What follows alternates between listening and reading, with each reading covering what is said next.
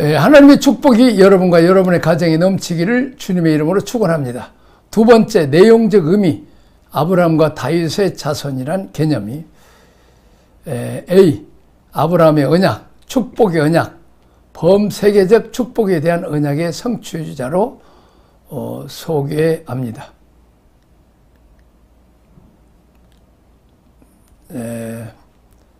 우리가 창세기 12장 3절 한번 같이 한번 읽어봅시다. 하나님께서 아브라함을 부르실 때 어떤 약속을 주셨는지. 12장 3절, 너를 축복하는 자에게 내가 복을 내리고 너를 저주한 자에게 내가 저주하리라.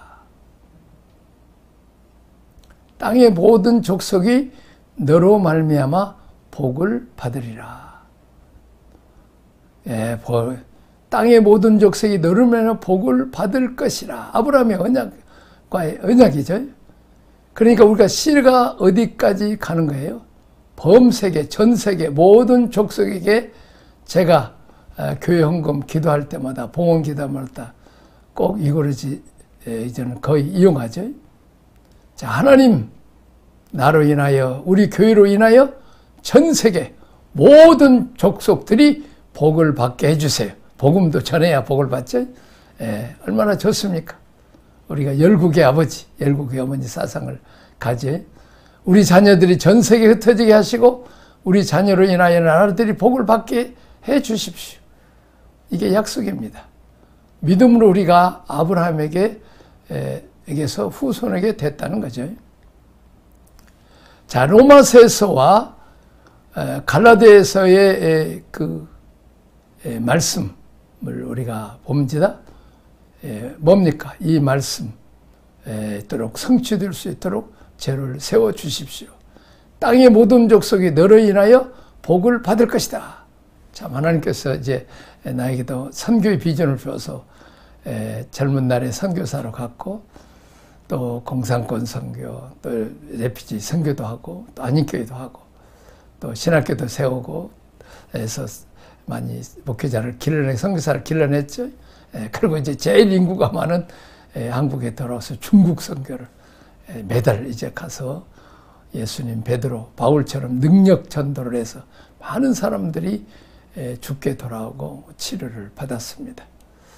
참, 나는 열국의 아버지, 나를 인하여 천하만국의 복을 받고, 참 영적으로도 아버지의 말씀도 주고 또 복도 나눠주는 복의 터널들은 참 지금 조금이라도 이렇게 살아왔습니다.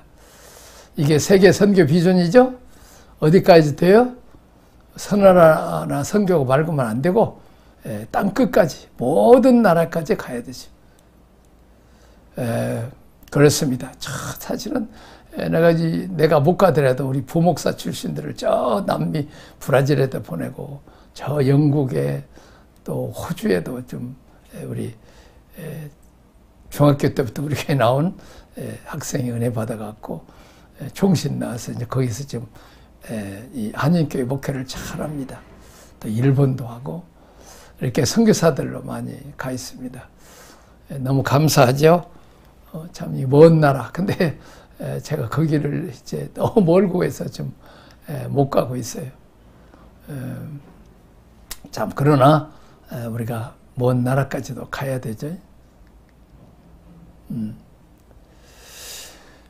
우리가 참 남미 또 어떻게 해서 또 요즘 이제 남미에서 이 아마존에서 했던 선교사님이 또 한참 우리 교회 다녀서 우리가 기도로 또 필요할 때 조금씩 또 이제 물질로 또 그래서 마음대로 많이는 못 돕고 있습니다.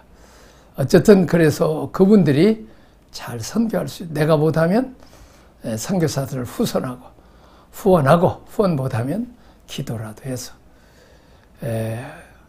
이 말씀 약속 때문에 너로 인하여 모든 족속이 복을 받을 것이다. 하나님 전 세계 민족이 한국 때문에 복을 받게 해주십시오. 한국교회가 전 세계 교회에게 영향력을 끼치게 해주십시오. 늘 우리가 기도해야 되죠.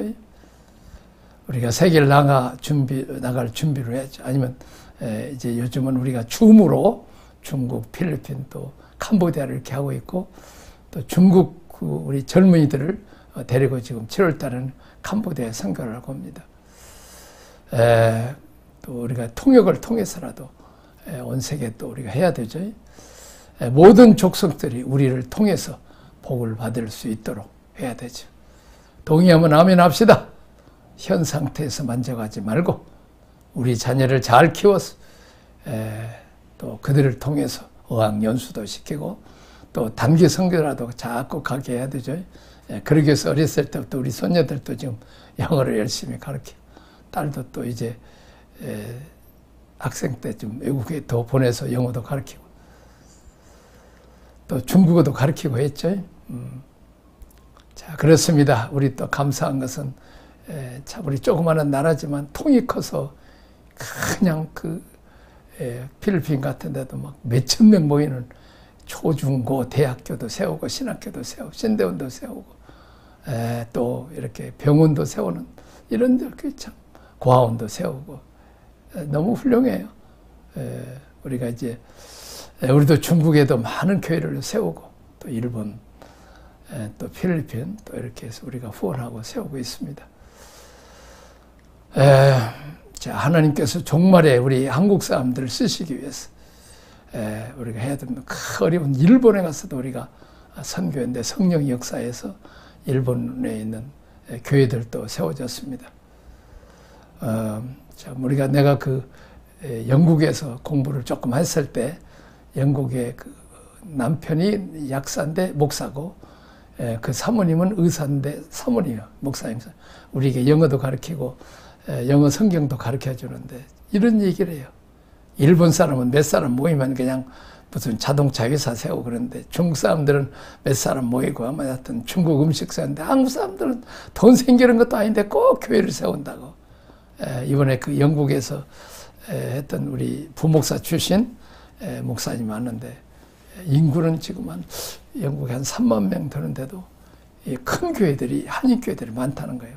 몇십만 명씩 이제 외국인이 왔지만 교회가 몇 개 없다는 거예요. 참 그것을 보면 우리 한국 사람들은 이 교포교회들을 잘 세워서 그들을 통해서 또 2세대를 온 세계 2세대는 영어가 되니까 영국 와서 어렸을 때부터 공부하니까 그러니까 그들에게 모여서 이제 다음 세대 비전도 줘야 되겠다는 일을 하고 또 이제 영국에서 또 인도에 가서도 단기 선교가 선교한다는 얘기를 듣습니다.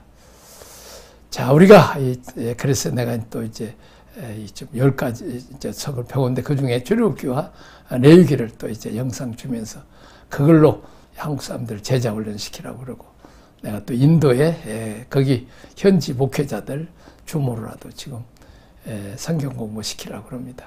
어쨌든지 간에 우리가 성경 이렇게 세계 선교해야 되는 것이 왜냐하면 온 세계가 하나님 아버지 것이니까 아버지 소원대로 장자들은 우리가 또 가야 되죠.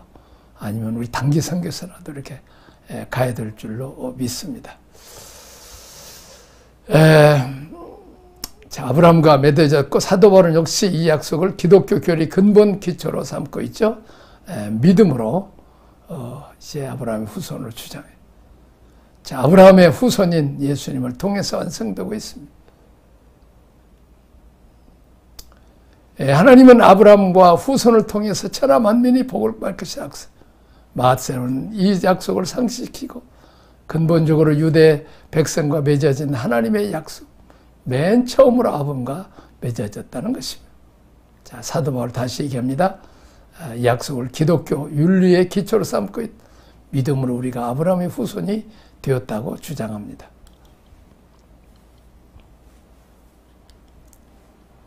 자, 갈라디아서 3장 8절 하고 16절 아브라함의 축복이 흘러감.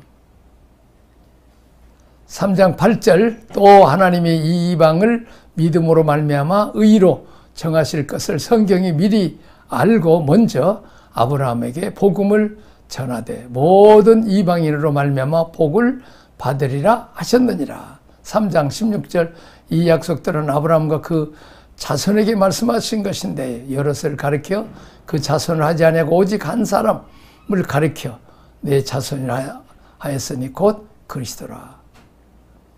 축복은 아브라함에게 주시고 모든 복이 아브라함을 통해서 모든 민족이 모든 이방이 복을 받으실 거라 그랬어요. 자, 그때는 조그마한 강원도밖에 안 조그마한 이스라엘 땅에서 옛날 묵축연하고 있는 그 아브라함에게도 세계 선교 너는 열국의 아버지 이름을 아직 애기 이삭도 낳지 않았는데 열국의 아버지 열국의 어머니 아브라함 사라라고 지어주면서 그가 온 세계 선교 그 후손들이 할 것을 하나님이 그렇게 꿈꾸고 있다면 오늘 시대는 비행기 타고라도 줌으로라도 얼마지 영상으로라도 우리가 세계 선교할 수 있다는 거죠. 우리가 세계 선교 안 하면 안 됩니다. 이 약속들은 아브라함과 그 자손에게 말씀한 것인데 여럿을 가리켜 자손들을 하지 아니하시고 오직 한 사람을 가리켜 내 자손이라 했으니 곧 그리스도라. 아브라함의 자손 예수 그리스도를 말씀합니다. 자, 갈라디아서 3장 9절 14 예수를 통해서 하나님의 축복의 언약에 참여해야 한다. 갈라디아서 3장 9절 그러므로 믿음으로 말미암아 믿음이 있는 아브라함과 함께 복을 받느니라. 3장 14절 이는 그리스도 예수 안에서 아브라함의 복이 이방인에게 미치게 하고 또 우리로 하여금 믿음으로 말미암아 성령의 약속을 받게 하려 함이라. 로마서 4장 믿음의 원리를 따르라. 복음의 사람들, 복의 근원이신 예수님을 만나 공급받음으로 복의 통로로 살아야 합니다. 한가 누군가를 향해 손을 뻗으며 나를 통해서 복이 그 사람들에게 나눠져야 합니다. 못 사는 것 생각하지 말고 내가 무엇을 줄 수 있는지 나는 누구에게 도움을 주고 있는가를 생각해. 우리 한국교회는 평양대북운동이 나오는데 1907년인데 13년인가 때에 저 제주도로 선교사로 이기풍 목사 보내고 또 중국으로 보냈다는 거야. 그러니까 당신들 지금 선교 받은 지 얼마 되지도 않는데 무슨 선교를 하느냐. 그래서 한국교회가 중국 선교했다는 거죠. 참 놀라운 은혜입니다. 그래서 우리가 참 인구도 많지 않은 나라가 세계 비율로 보면 제일 많이 보낸 거죠. 나를 통해 복음이 누구에게 흘러가고 있는가? 나는 누구에게 복의 근원이 되고 있는가? 무엇이 지금 내가 흘러가야 됩니다. 사람이 나로 인하여 예수님을 만나고 복을 받고 또 그들의 생애가 달라지고 이렇게 흘러가야 되는지 따라서 나는 복의 근원이다. 나는 복의 통로다. 우리 교회는 우리 지역의 복의 통로다. 그래서 교회가 들어오면 땅값이 떨어지고 집값이 떨어진다. 이것은 악한 소문이 나는 게 아닙니다. 이 교회가 들어왔더니 동네 분위기가 달라졌다. 이런 칭호를 들을 수 있어야 되죠. 이런 결론, 우리는 리바이벌이라고 말할 수 있는 부흥이라고 말을 하죠. 있죠. 그렇습니다. 자, 그 다음에 B번 다윗의 자손입니다. 구속사에 있어서 메시아는 중요한 의미를 가진다. 다스리는 왕, 심판자. 자, 마태복음에서는 다윗의 자손은 의미를 칭호합니다. 다윗은 예수님의 족보상에서 특별한 위치를 갖습니다. 마태복음 전체에서도 여러 번 언급되고 있습니다. 하나님이 다윗을 영원히 버리지 아니하시며 다윗의 자손 중 하나를 택하여 그의 나라를 계승하게 하고 나아가서 그의 계승한 왕위에 의하여 그 나라와 그 통치가 영원토록 경고히 보존하게 할 것이라는 내용을 약속하셨다. 이를 다윗의 언약이라고 그럽니다. 다스리라 킹십입니다. 환경, 상황, 사람과의 관계, 물질, 직장 문제, 꼬인 문제들을 다스리라. 환경을 바꿔주지 않습니다. 사람을 바꿔주지 않고 그런 간증은 신앙의 출발 단계의 간증입니다. 출애굽기를 말하면 12장 이전에는 이런 기적들이 많이 일어났어요. 그런 기적들, 신비한 능력, 초월적인 능력이 사람들을 움직여요. 그러나 출애굽기 12장 후에는 그런 능력이 사람을 별로 움직이지 못해. 그것은 우리가 그리스도교로 오고 하나님을 왕으로 결단하는 데 필요한 기적이지, 그것이 우리 안에 있는 내용을 바꾸지는 못합니다. 내가 바꿔지는 게 중요합니다. 내가 변화되는 게 중요합니다. 성숙한 간증은 극복한 내용, 통치의 실현을 간증하는 것입니다. 왜 바로와 애굽을 깨뜨리신 하나님이 광야를 바꿔주지 않았는가? 손을 들어 기도하여 아말렉을 이기게 하신 하나님이 왜 아예 아말렉을 나타나지 못하도록 하지 않으셨을까? 하나님은 세상을 바꾸는 게 아니라 누구를 세우기를 원해요? 나를 세워서 내게 킹십을 주어서 내가 세상을 다스리기를 원한다는 거죠. 마귀를 왜 깨뜨리지 않느냐? 창세기 3장에서 그렇게 하면 하나님이 무력한 분이 돼요. 지금 쓰러진, 지금 마귀에게 당한 여자를 세워서 다시 마귀의 머리통을 깰 계획을 하나님이 가지고 계신다는 거죠. 구속사의 굉장히 중요한 원리를 지금 말씀하고 있어요. 환경이 바꿔지고 여건이 좋아져야 된다고 생각하지 마세요. 그건 그대로 놔두고 내가 킹십을 갖는다는 거예요. 내가 왕권을 갖는 거예요. 그래서 내가 세상을 정복하고 내가 환경을 다스린다는 것입니다. 제가 유럽에서 젊은 날 살 때 화단이고 길가고 얼마나 잘 돼 있고 숲도 그냥 칠서정연히 잘 돼 있어요. 그리고 그냥 개나 고양이도 의료보험이 들어서 사랑받고, 그래서 참 기독교가 국가가 들어오니까 동물들도 이렇게 식물들도 복을 받는구나. 그러더니 우리 한국이 좀 잘 살면서 우리 한국이 얼마나 지금 그 나무와 꽃들 또 개나 고양이도 대접을 받죠. 그렇습니다. 이렇게 기독교가 들어오면 선한 왕권들이 행해져서 다 복을 받고, 저 북한 김일성, 김정일, 김정은처럼 저그들이 왕이 되고 신이 되고 그렇게 해서 온 백성들을 다 노예 삼고, 여자들이 그냥 그 인신매매돼서 중국으로 팔려가고, 참 남편이 그냥 그 있는 데서 아내가 그냥 팔려가도 어쩔 수 없는 그런 나라, 굶어 죽어가고 있고 참 비참합니다.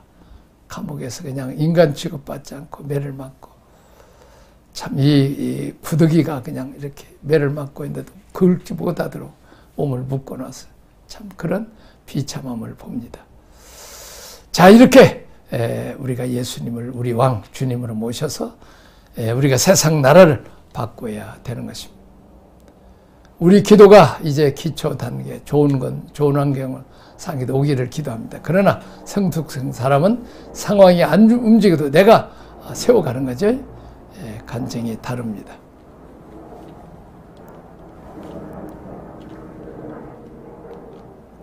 우리의 내면에 아담이 상실한 권세를 회복하기를 원합니다. 다윗의 왕권이 내게 있다는 사실로 잊어버리면 안 되죠. 사실을 잊어버리면 안 되고, 원망 불평을 잊어버리면 원망불평합니다. 그 결과는 가나안 약속을 상실하게 됩니다. 가나안은 환경의 문제가 아닌 통치권의 문제입니다. 하나님과의 관계의 문제입니다. 광야에서 내면의 문제가 해결된 사람들이 하나님의 통치권을 가진 땅을 정복하게 됩니다. 그래서 광야를 풀어가기 위해서는 마음이 중요합니다. 마음. 여호수아 1장에 보니까 마음에 대한 말씀을 여러 번 강조합니다. 1장 6절 강하고 담대하라. 1장 7절 오직 강하고 극히 담대하라. 1장 9절 강하고 담대하라. 두려워 말며 놀라지 말라. 마음을 얘기합니다. 저도 요즘 빌립보서 4장 6절 7절에서 하나님의 평강이 너희 마음과 생각을 지키시리라. 마음을 우리가 지켜야 됩니다. 기도해야서요. 성령님의 도움을 받아야 되고 말씀에 이렇게 우리가 바로 세워져야 되는 거죠. 자, 예수님은 다윗에게 주신 나라에 대한 약속과 아브라함에게 주신 씨와 복의 근원으로서의 모든 세계에 대한 축복의 약속을 성취하시려고 오신 메시아이십니다. 다윗의 후손으로서 그리스도는 지금도 거룩한 하나님의 나라인 교회를 세워가고 계십니다. 모든 이방은 아브라함의 후손이신 살아계신 하나님의 아들을 통하여 인생의 씨를 얻으며 축복을 누립니다. 이 생명은 나를 통해서 열방까지 생육 번성 충만하게 되리를 주님은 기다리십니다.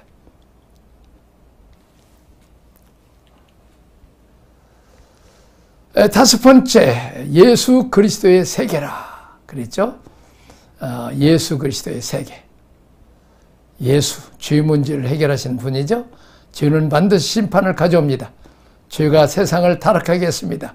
예수님은 죄와 사망의 문제를 해결하고 다시 우리를 하나님의 자녀, 하나님의 형상으로 세우기 위해서 오셨습니다.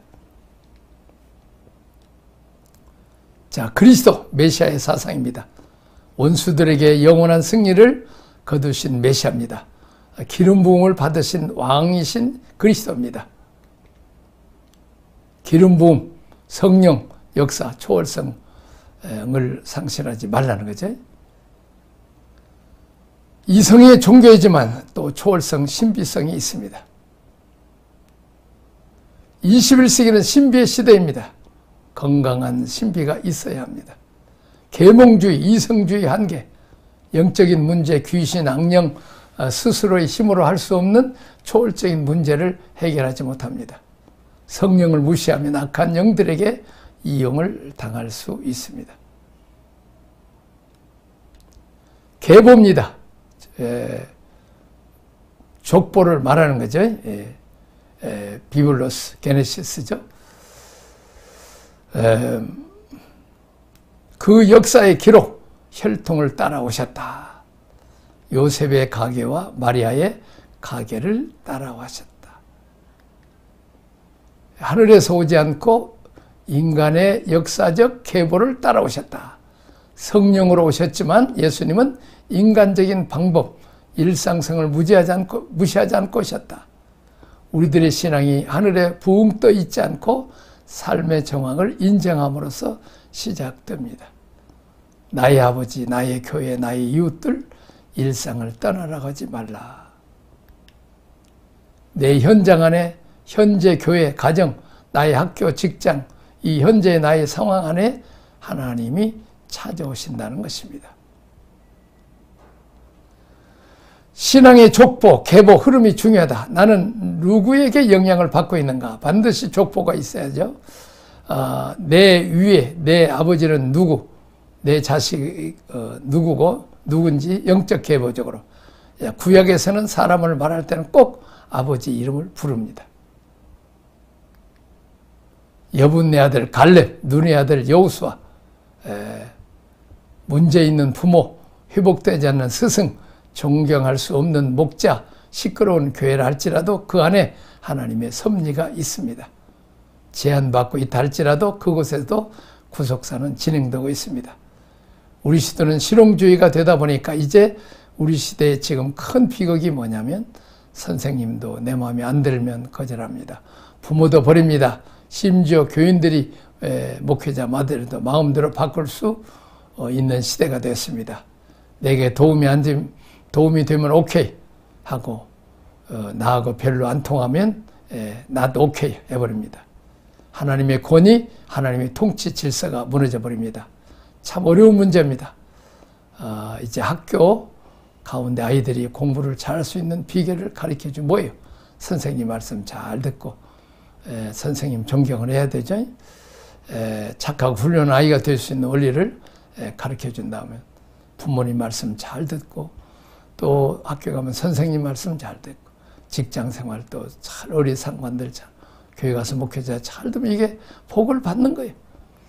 사람들이 권위를 인정하지 않으면 다 자기만 손해보고 망하게 되는 것입니다. 하나님은 문제 있는 부모를 통해서 아이를 이 땅에 생산해내고 문제가 있어도 학교라는 시스템, 공교육이라는 시스템을 사용합니다. 문제가 있지만 교회를 통해서, 목자를 통해서 영적 하나님을 만날 수 있도록 도와주십니다. 영적 권위를 인정해야 되는데 이게 쉬운 문제가 아닙니다.